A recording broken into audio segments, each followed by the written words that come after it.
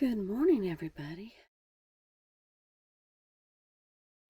We rolled in pretty late last night, probably around 10. The time changed, so it would have been 9. Anyway, so we had reserved this place in Lake Talquin State Forest, and we didn't know what we were going to roll up into, but I want to show you our view this morning.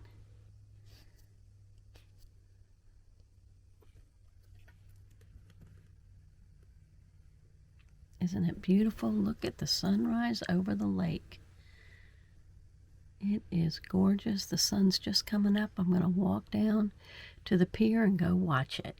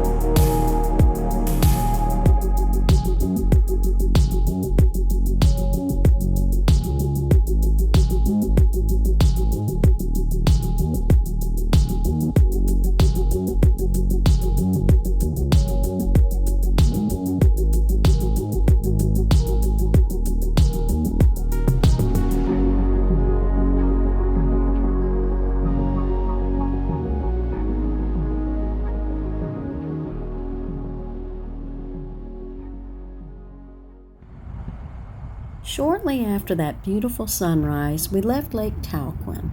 On Highway 19, we spotted this retro rest stop complete with an actual payphone. And an added bonus, alligators bellowing beyond the fence line. Alexander Springs is located in the Ocala National Forest. The campground is lush and green, and the sites are well spaced and private. But if you're looking for hookups, you'll have to look elsewhere.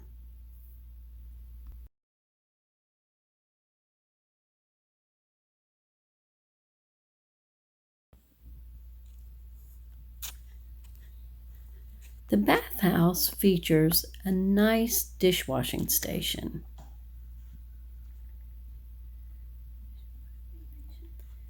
And the restrooms are clean, and most importantly, there are hot showers.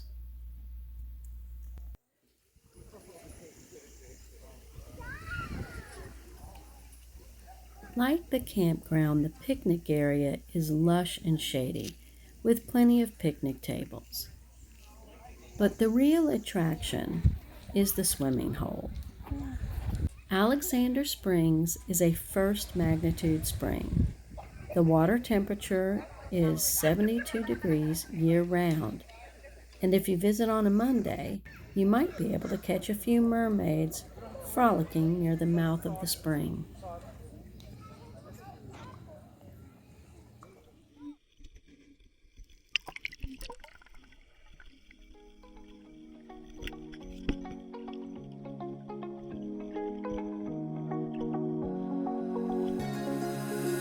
Now that I'm looking back, I can see all the signs I tried to fill in the cracks that were spread in my mind, but I was all out of hope, lost in an endless maze. The emptiness had unfolded just like a void, but you broke the coldness somehow and lit up a flame. And ooh, I was done feeling hopeless, screamed out loud because it felt impossible in my bones, like getting blood out of the stone on my own. But you came around and removed the thorn in my soul. You guided me out of the storm. I found home in your arms of gold, in your arms of gold, in your arms of gold.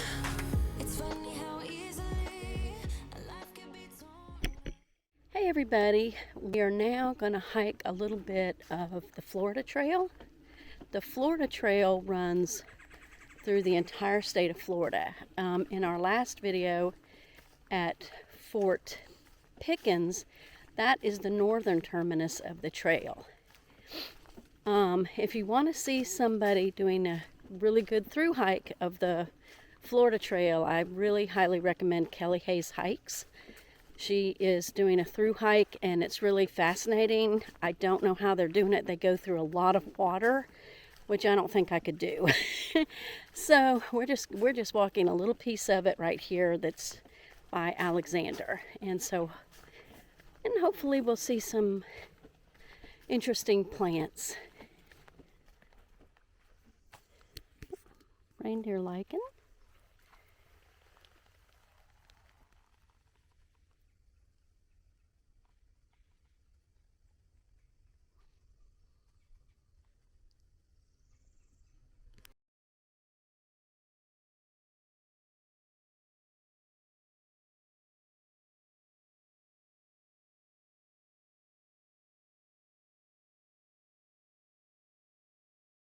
My goodness.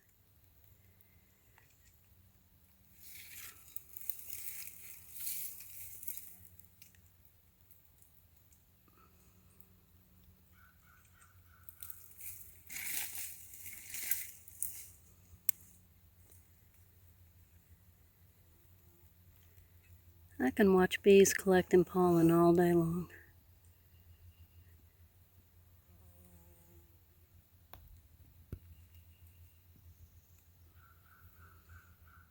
We're back at camp and we're about to have lunch. And this is kind of what we like to do for lunch. We call it a charcuterie plate. Sometimes we put it on a board.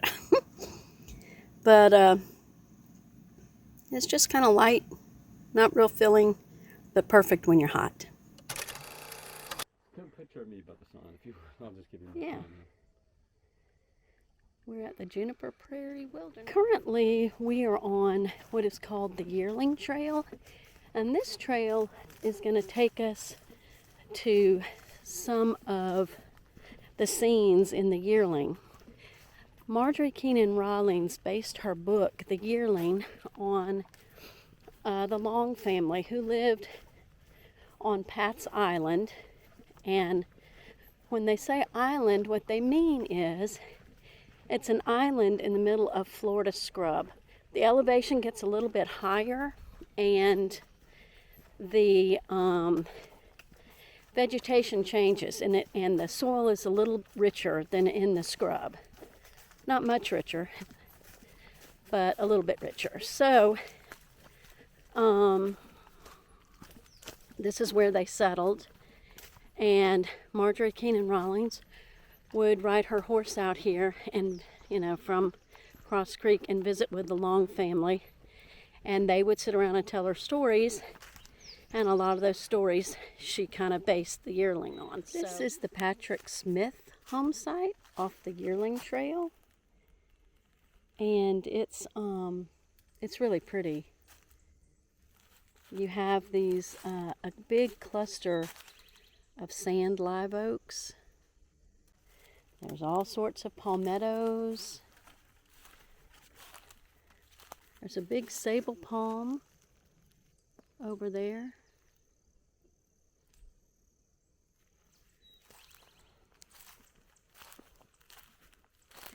Even though this area was more fertile than the scrub, it still wasn't what you'd call, Mississippi Delta fertile. And the people who lived up in here really, had to scratch at making a living, as as is evidenced in the book, The Yearling and Cross Creek. They kind of go over those struggles and hardships the people had who lived up in here. And there were a couple of really bad freezes in 2 consecutive winters, and that kind of drove most of the people off of Pat's Island. Here's a fallen tree that's pretty interesting because you can see the woodpecker holes in it all along coming up. It's really interesting to me.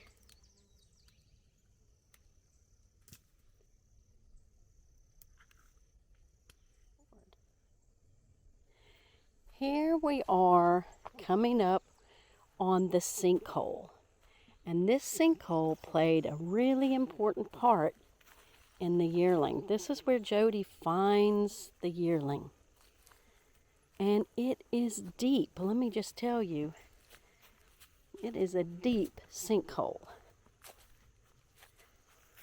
I hope I can do it justice.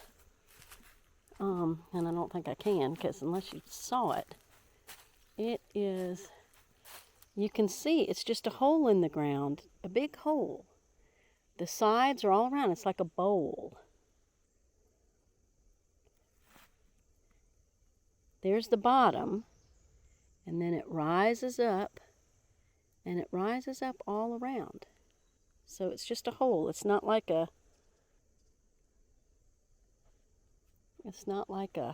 gorge or anything. It's real small. And the sides rise up all around it. It has that beautiful sable palm in the center, almost dead center.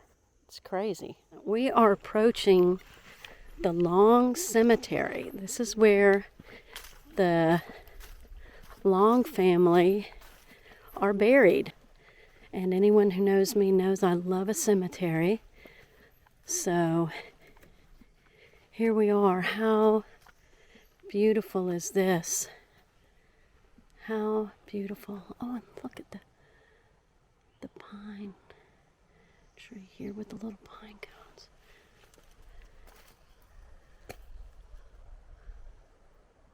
Oh, I love it. It's got a little moss on it. We may be getting some rain. It's windy and breezy. But here's the cemetery. I'm not sure why the audio in this upcoming segment is so bad. Maybe I had my hand over the microphone, or maybe it was ghosts. I'll let you be the judge. Now, on with the show. Wow.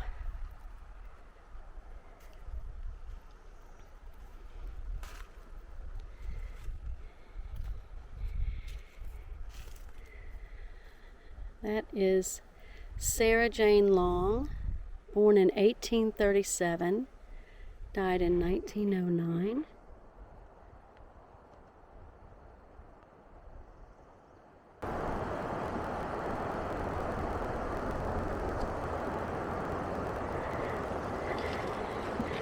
Next to her we have R. Long, born in 1832, died in 1915. It says below, he died as he lived, a Christian. And people are still putting flowers on their graves. There's money on Sarah Jane Long's grave, and I don't know what that's all about. There's coins. I've seen this on other graves and other places that I've been. It says, an affectionate wife, a kind mother, and a friend to all. Well, it doesn't get any better than that. Then here's her footstone. Somebody's left a skull. And more coins. And piece of the American flag. All the stones have coins on them. Welcome, and you can go in. Yeah, and it says welcome, so you can definitely go in. Okay, so this is Annie Long's tombstone, and it says Annie H., wife of C.C. Long, born December 13th, 1876, and died January 10th, 1900. So she was pretty young. She was only 24. And on the bottom, it says, dearest loved one, we have laid thee in the peaceful grave's embrace, but thy memory will be cherished till we see thy heavenly face. I love, they used to write so many nice things on tombstones back in the day. I love it. And here are some more. I think here they've put these little metal things in because maybe the original inscription has just faded off. Let's see if I can read this one.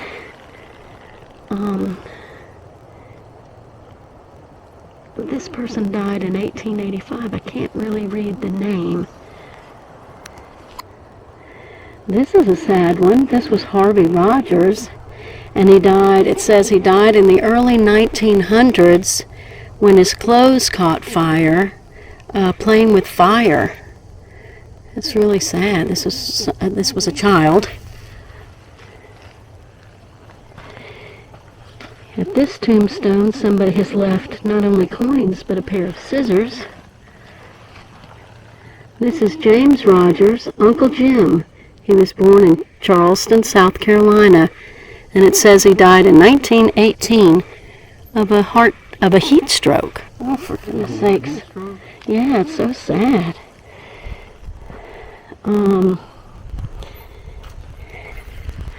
here is Ella Rogers, daughter of Jim and Mary. She died in a forest fire in the early 1900s. Oh, the tragic lives these people led. Well, thank you for letting us visit the Rogers family. I'm so sorry you had such a hard time. But, life was so different back then. It was so much harsher. Sometimes I complain about nowadays, but it's a lot easier. Now, on this tombstone, it says teacher, and there's a bunch of pencils along with the coins. I wish I knew some of the history here of why people are leaving this stuff. I'm going to try to read this one as well. Tift Bennett, brother of Sarah Jane Bennett Long, born in Pineway, North Carolina, taught school at Pat's Island and died in the early 1900s. So this is a teacher. And they are still leaving. Died in the early 1900s, and people are still showing their respect for a teacher. Okay, let me read this one. Mrs. Tift Bennett, born in Pineway, North Carolina, died early 1900s. Her home was on Juniper Creek. So somebody's done some research here, which I really appreciate.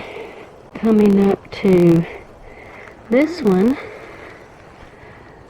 Robert Austin Long, born December 24th, 1891, died November 13th, 1907, so he wasn't very old. Died in a hunting accident. Oh, I'm so sorry. And back then, people needed to hunt to eat. So that's the Long Cemetery. Probably one of the most interesting cemeteries I've ever been to, because it actually gives you a little history and history of them. And next time I come, I'll make sure I bring a little memento. Thank you, family, and rest in peace.